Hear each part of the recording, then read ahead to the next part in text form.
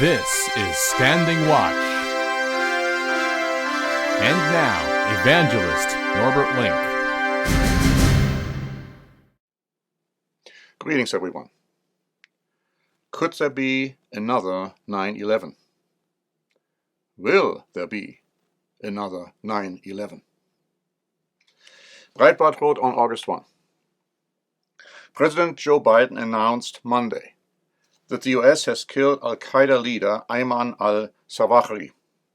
Biden, suffering low approval ratings, is expected to benefit from the news, especially as the one-year anniversary of the U.S. withdrawal from Afghanistan draws nearer. Al-Zawahiri took over Al-Qaeda after U.S. forces eliminated Osama bin Laden in 2011. Deutsche Welle added on August 2.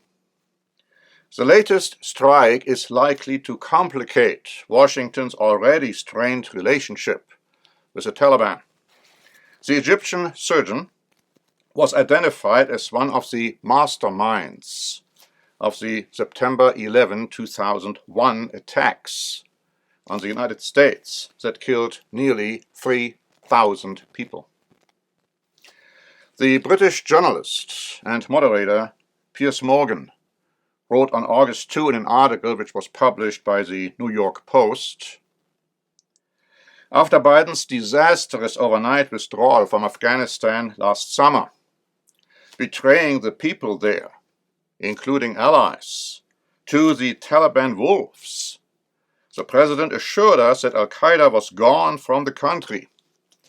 Zawahiri, the leader of Al-Qaeda, was actively plotting further terror attacks from inside Kabul, and the Taliban knew it.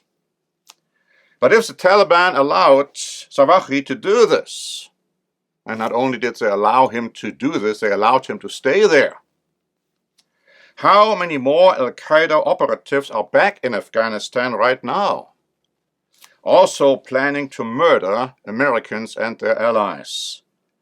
The whole point of the 20-year war that followed 9/11 was precisely to stop Al-Qaeda using Afghanistan as a base to plan more such attacks.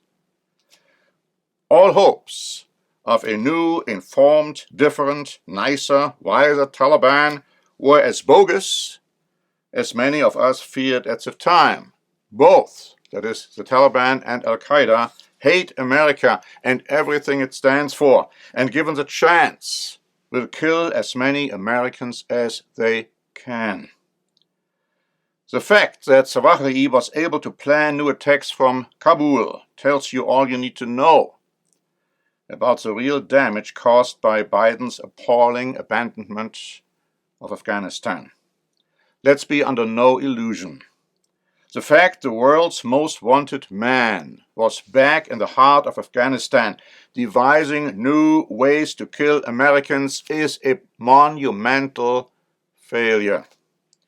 And the buck for that failure stops with Joe Biden, the man who waved the white flag a year ago and has now exposed the United States to a potential whole new world of pain and bloodshed at the hands of the very same terrorists who brought down the Twin Towers in 2001.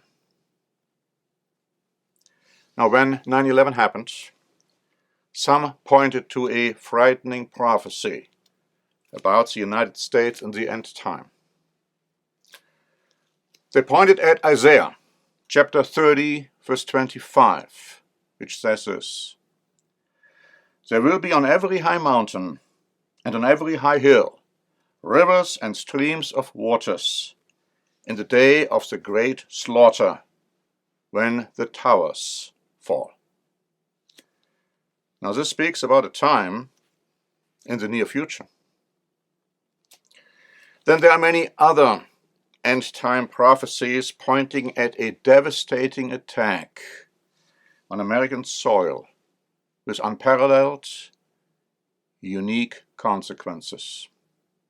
Ezekiel chapter 6 and verse 6 says, "In all your dwelling places the cities shall be laid waste, and the high places shall be desolate, so that your altars may be laid waste and made desolate.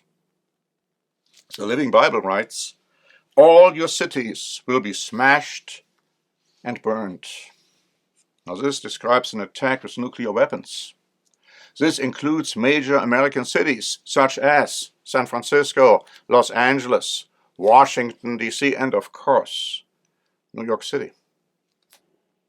I remember the famous song of Alan Jackson about 9/11 with these words, "Where were you when the world stopped turning on that September day?"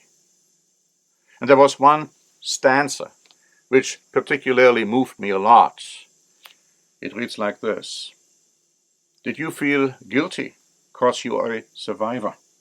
In a crowded room, did you feel alone? Did you call up your mother and tell her you loved her?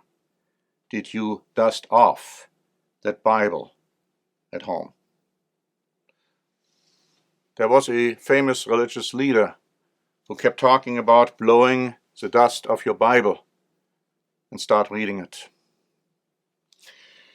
You know, for the next time, maybe we should all ask ourselves this question: where will you be when the world will stop turning again?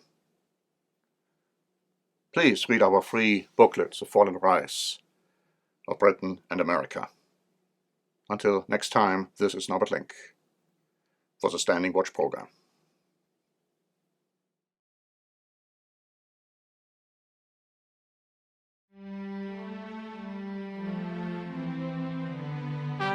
Standing Watch is a presentation by The Church of the Eternal God, P.O. Box 270519, San Diego, California 92198. More information is also available at our website, eternalgod.org.